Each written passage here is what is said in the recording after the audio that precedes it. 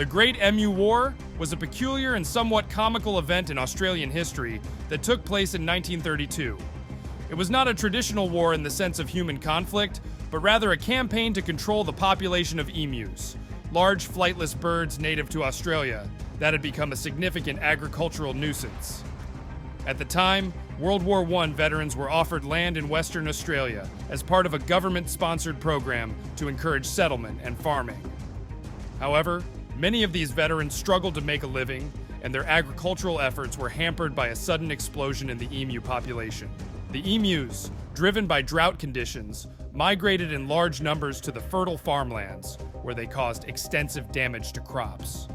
In November 1932, the Australian government dispatched soldiers armed with 2 Lewis machine guns and 10,000 rounds of ammunition to combat the emu infestation. The soldiers faced numerous challenges, as emus proved to be fast and elusive targets. The campaign quickly devolved into a farcical and futile endeavors, with most emus simply outrunning the soldiers or scattering in response to gunfire. Only a small number of emus were successfully culled during the operation. After a few weeks of ineffectual efforts and public ridicule, the government decided to withdraw the troops, effectively admitting defeat in the war. The Great Emu War remains a quirky and lighthearted episode in Australian history, serving as a humorous reminder of the unintended consequences that can arise when humans attempt to control wildlife populations in unconventional ways.